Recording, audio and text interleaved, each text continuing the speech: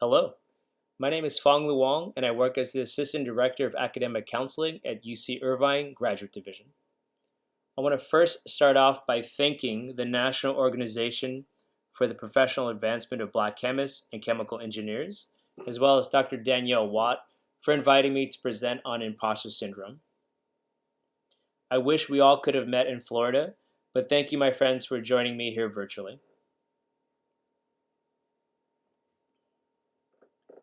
Breaking down today's agenda, defining imposter syndrome as a way to introduce the idea, sharing some background information on imposter syndrome, presenting a first-person vignette from a recent UC Irvine graduate, some self-inquiry questions, and advisement and considerations for you. Imposter syndrome can be defined as a collection of feelings of inadequacy that persist despite evident success. Imposters suffer from chronic self-doubt and a sense of intellectual fraudulence that override any feelings of success or external proof of their competence.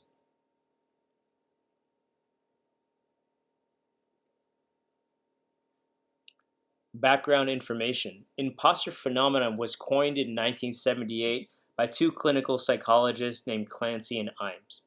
Their early research estimated that 2 of every 5 successful people consider themselves frauds, and up to 70% of all people have suffered from it at one time or another.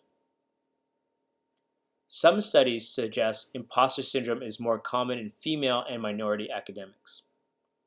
More recently, a study by Tassouf Shiraz and Johnson found that 95% of female academics reported moderate to frequent levels of imposter syndrome. Further, imposter syndrome has been commonly reported by graduate students and scientists beginning tenure-track positions. Lastly, grad students are at an in-between phase in their professional development and are often asked to function in a capacity they don't feel ready to handle. In other words, high expectations combined with inadequate training is a recipe for an intensification of imposter syndrome.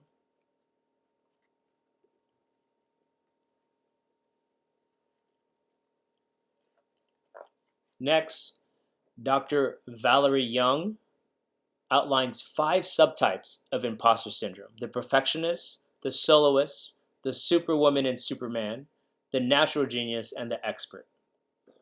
The perfectionist is someone who sets high, even unreachable goals, lives with a strong sense of guilt, micromanages self and others, and has difficulty delegating responsibilities. The soloist cannot and will not ask for help. The superwoman, superman, first person on the bench, last person out of the lab, 80 hours a week. Pretty soon, for the superwoman or superman, the passion for the research becomes secondary to the need for external validation. That external validation becomes almost like a drug. The natural genius. Things come pretty easily to the natural genius, except when they don't.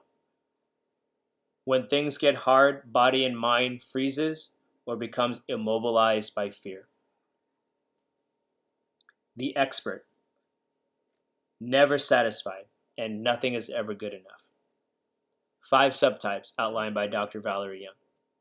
Please keep these in mind as we transition to the first-person vignette from a recent UCI graduate.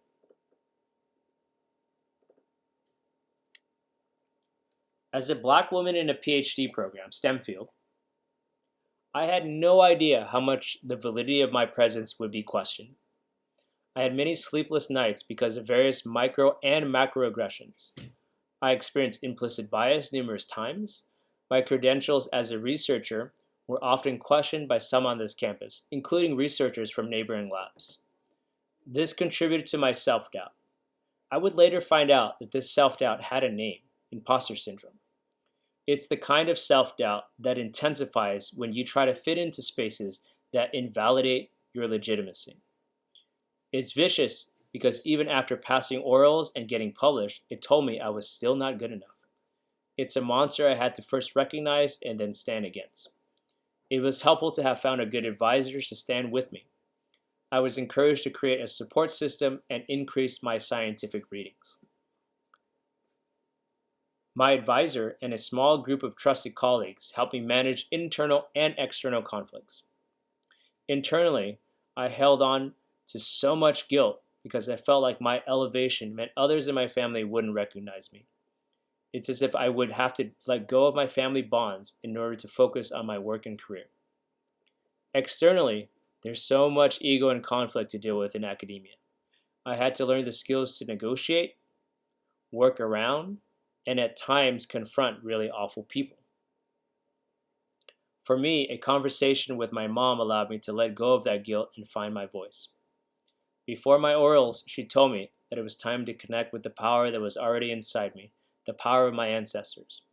It was a moment that made me realize the journey to a PhD was more than just mine. It was my mother's, and her mother's, and hers. After passing orals, I dedicated myself to building literacy around my research projects. The literature review process helped me clarify gaps in the research, generate new research ideas, improve my science communication, and help my writing. I defended last week and will start my career in industry next month. Considering the new normal, we can no longer be peer researchers. I encourage all young researchers of color to find balance with their scholarship, advocacy, and mentorship as a way to face the monster of imposter syndrome.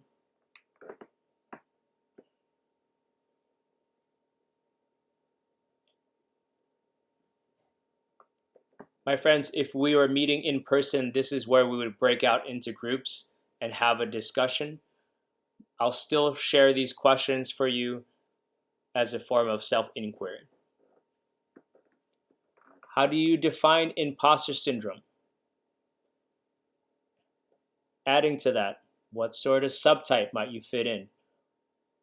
What sort of subtype might you consider Dr. Leslie? Have you experienced microaggressions or implicit biases that have impacted feelings of imposterism? Can you relate to Dr. Leslie's experience with imposter syndrome, developing her academic identity and finding her voice? What are ways you manage internal or external conflicts? Dr. Leslie encouraged all young researchers of color to find balance with their scholarship, advocacy, and mentorship as a way to face the monster of imposter syndrome. How do you challenge imposter syndrome?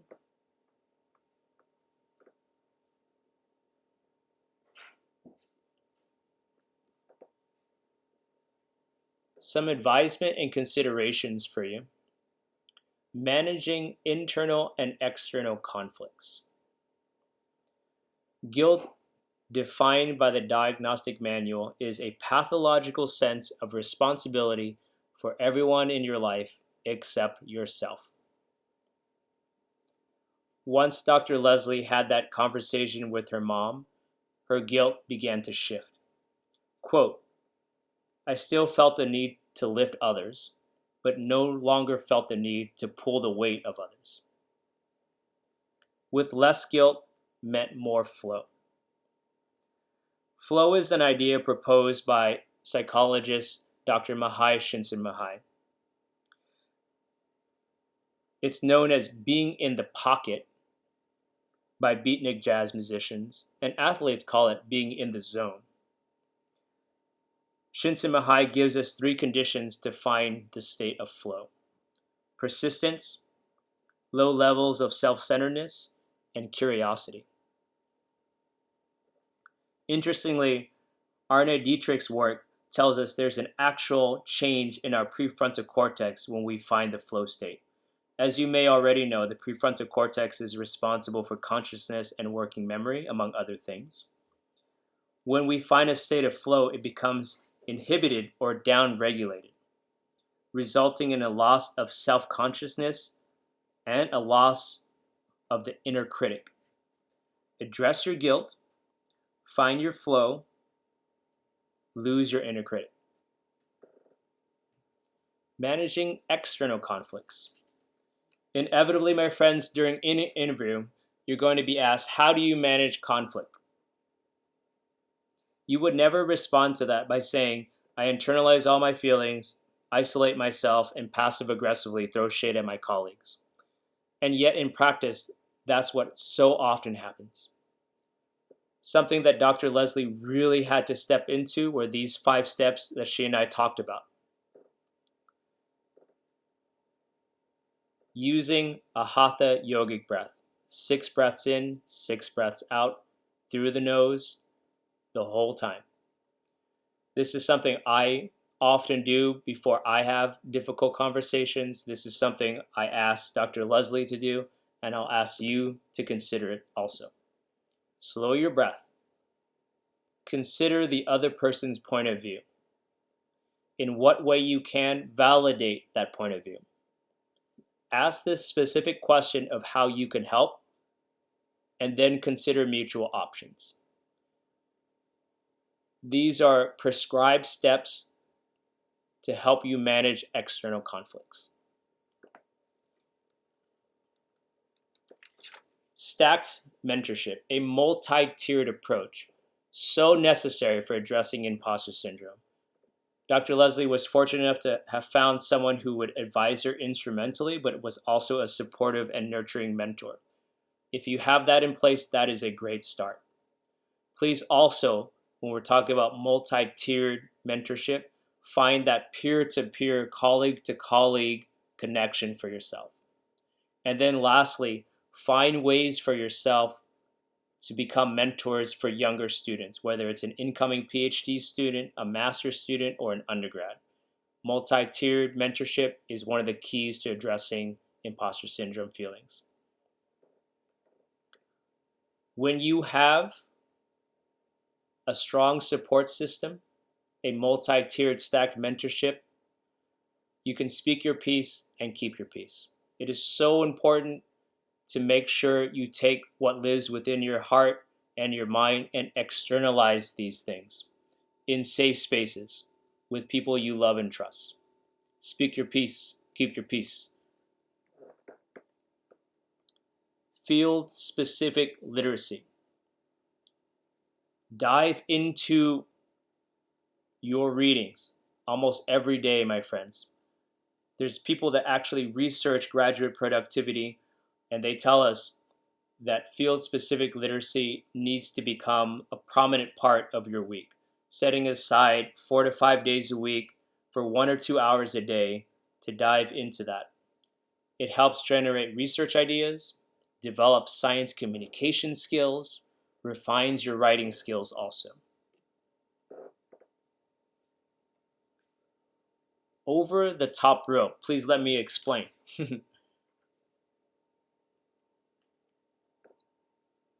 In Thailand, before a Muay Thai fight, men step over the top rope. Women step into the ring below it. There are many beautiful things about the Thai culture. This is something I strongly disagree with. In essence, this tells us that women should not be expansive, should not take up space, and should play a secondary role. I'm going to encourage you to expand, to physically demonstrate your power. If you've ever seen the very popular TED Talk by Dr. Amy Cuddy, she talks about power postures. When you strike a power posture, you increase your testosterone levels 25% and decrease your cortisol levels 25%. Physically expanding your physical presence and demonstrating your power by stepping over the top rope, if you will, is a way to mitigate imposter syndrome feelings. Lastly, the culture of comparison. Supernatural to compare ourselves to others. If we look at Fessinger's social comparison theory, it does tell us that there's a way to do this that's healthier for us. If we compare upwards, this is associated with higher levels of depression and anxiety. If we respectfully compare downwards and still aim up, we're able to lift our mood, increase our energy, reduce our anxiety, and alleviate our imposter syndrome feelings. Respectfully look downward and aim higher for yourselves. I would love to continue this conversation with you. I hope to get a chance to do that during the conference. I will add, my friends, that I'm open to meeting with students even outside of UCI to continue this discussion. Please consider these pieces of advice. I will also finally say that Dr. Leslie will be starting her new role next month, as she indicated. Very recently finished up her defense very successfully. And she is happily going into industry in Northern California, where her family is. Again, my name is Phong Luong, and if you want to continue this discussion, my email is pbluong, Luong, @uci.edu. Love and respect for your journey. I'm here as needed. Thank you again for inviting me.